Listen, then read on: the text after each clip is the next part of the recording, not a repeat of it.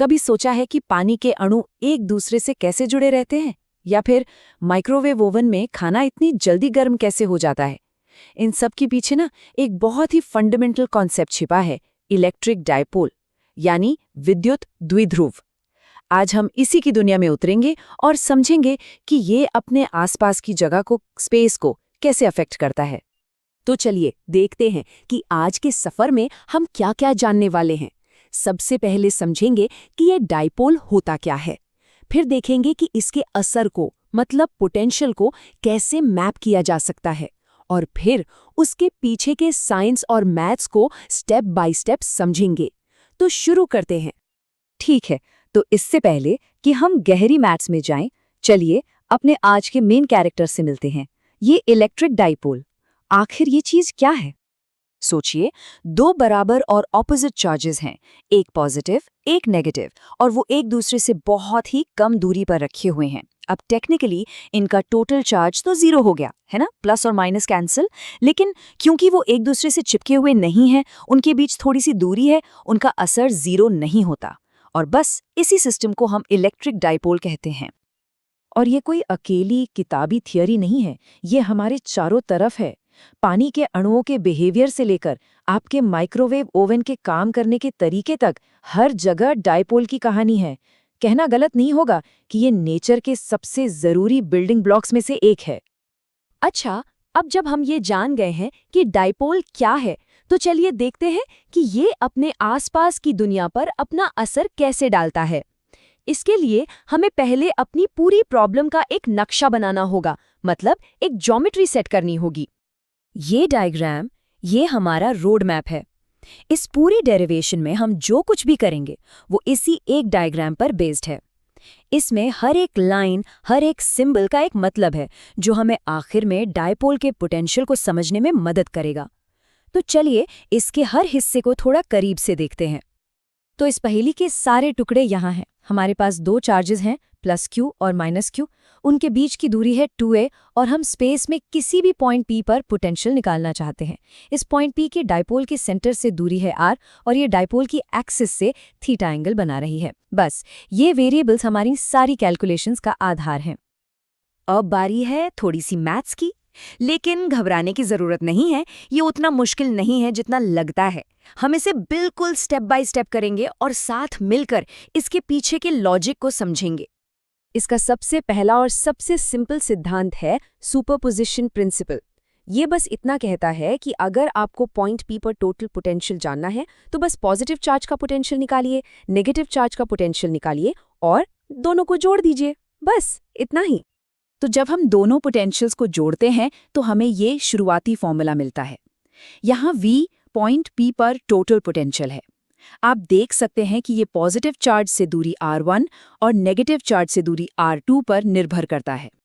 पर यहाँ एक छोटी सी दिक्कत है। ये R1 और R2 को सीधे सीधे मापना या इस्तेमाल करना थोड़ा मुश्किल है। हमें कुछ ऐसा करना होगा कि ये फॉर्मूला R और थीटा के टर्म्स में आ जाए, क्योंकि उन्हें मापना ज्यादा आसान है। तो सवाल ये है कि R1 और R2 को R और थीटा से कैसे रिलेट करें। और यहीं पर हमारी मदद के लिए आती है ज्योमेट्री। लॉ ऑफ कोसाइंस का इस्तेमाल करके हम बड़ी आसानी से R1 और R2 को R, A और थीटा के टर्म्स में लिख सकते हैं। ये हमें वही कनेक्शन देता है जिसकी हमें तलाश थी। अब यहाँ एक बहुत ही स्मार्ट शॉर्टकट आता है जिसे हम अप्रॉक्सिमेशन कहते हैं। हम ये मान लेते हैं कि जिस पॉइंट P पर हम पोटेंशियल माप रहे हैं वो डायपोल के साइज के मुकाबले बहुत बहुत दूर है, मतलब R की वैल्यू A से बहुत ज्यादा बड़ी है। ये अजम्पशन हमारे मैथ्स को बहुत आसान बना देता है और असल दुनिया के ज्यादातर केसेस में ये बिल्कुल सही बैठता है। इस अजम्पशन के बाद हम एक और मैथमेटिकल टूल इस्तेमाल करते हैं, बाइनोमियल अप्रॉक्सिमेशन। ये एक जादुई छड़ी की तरह है जो हमारे मुश्किल से दिखने वाले एक्सप्रेशंस को बहुत ही सिंपल बना देता है। इसके जरिए हम 1/R1 और 1/R2 को इस आसान से फॉर्म में लिख पाते हैं। और इन सिंप्लीफाइड वैल्यूज को जब हम अपने मेन फॉर्मूले में वापस रखते हैं और थोड़ा सा सिंप्लीफाई करते हैं तो हमें मिलता है हमारा फाइनल रिजल्ट। और इस प्रोसेस में एक नया टर्म भी सामने आता है, P, जिसे हम डायपोल मोमेंट कहते हैं। ये असल में चार्ज Q और उनके बीच की दूरी 2a का प्रोडक्ट है और ये डायपोल की स्ट्रेंथ को बताता है।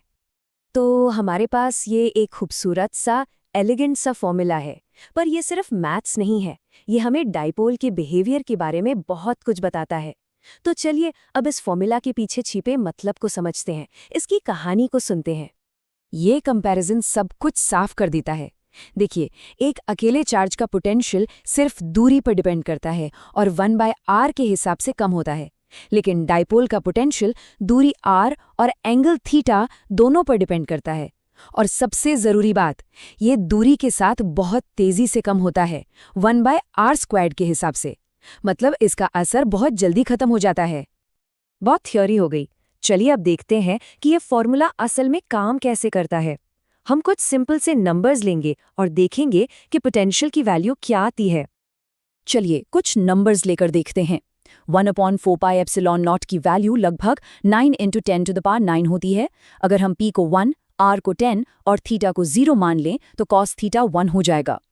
कैलकुलेट करने पर पोटेंशियल आता है 9 करोड़ वोल्ट।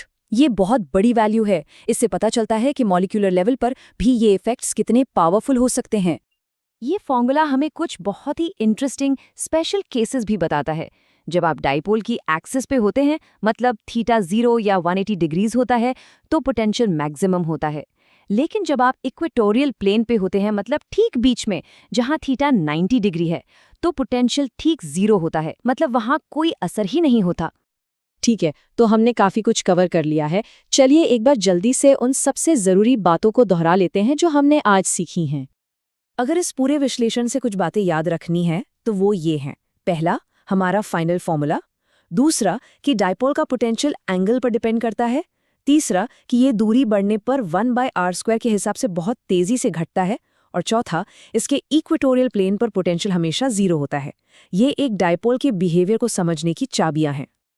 तो अगली बार जब आप एक ग्लास पानी देखें तो याद रखिएगा कि आप असल में लाखों करोड़ों छोटे छोटे डाइपोल्स को देख रहे हैं जो चुपचाप अपने आसपास की दुनिया को आकार दे रहे हैं।